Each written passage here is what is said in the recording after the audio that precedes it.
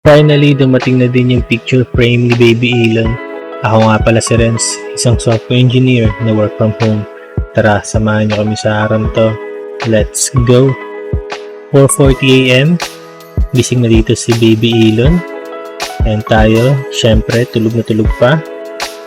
Nilalaro na ni Mami, si Baby Elon dito, kinikis-kis. Ayan, pinanggigilan, pero walang reaction dito si Baby Elon. Nakatitig lang siya dito sa camera. Nagtataka siya. Ayan, kinakausap siya. Ayan.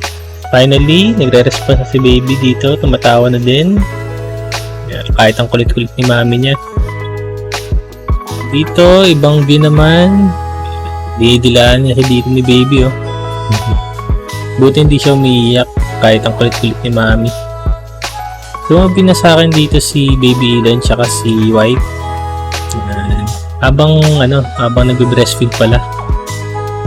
Dito, tulog talaga ako dito eh. Buti si Baby hindi siya umiiyak. Hindi niya siguro alam na katabi niya ako. Dito, ayun, parang nakasimangot na siya. 4:59. Ito yung view natin dito sa Manila. Siyempre, madilim pa. 5:14. Kung makikita niyo, walang ulap. Tapos, ang ganda ng horizon. Pag mga ganito, tirik yung araw mamaya. 5:23. Yan. Nag-uunat-unat na si Baby dito.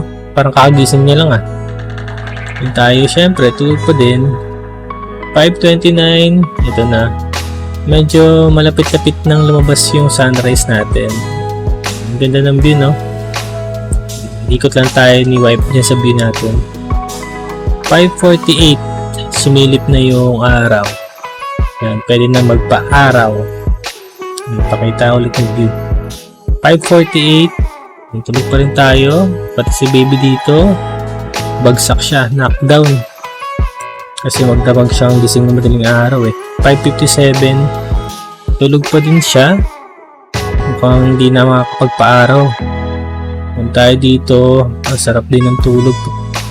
6:15, ganun pa din, tulog na tulog si Baby.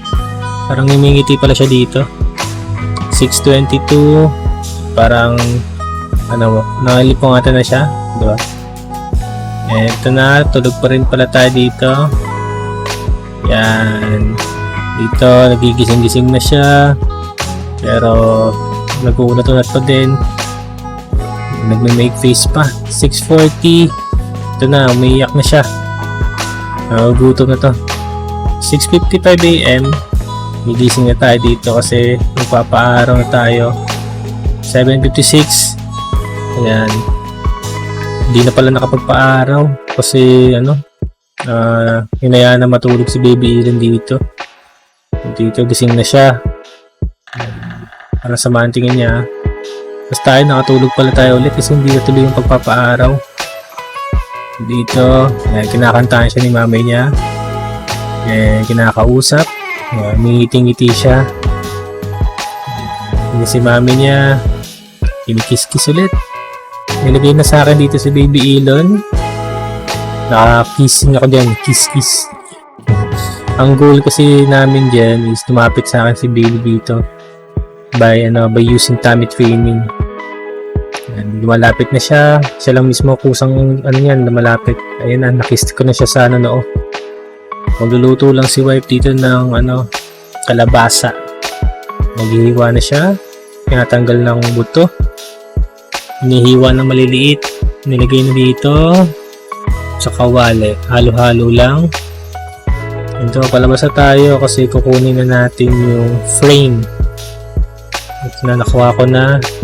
Finally, dumating na din. Nagpa-xerox lang din ako dito. Nag-print ng kailangan ni Aya James, yung panganay ko, para sa exam niya. Ito, i-open na yung ito yung itsura ng frame. Diba? Isang picture lang siya na malaki. Diba? Tapos ito, meron ding 6 na pictures. So, yun yung napili namin lahat. Buti na lang talaga, dumating na. Nilalaro na namin dito si Baby Elon. Bah! Bulaga. Peekaboo. Bugo gaga. Bugo gaga. Mga ano talaga soap, no? Bugog bagwa. Bugo gaga. Buto baby. Hindi naman siya natutuwa. Tutuwa ki baby.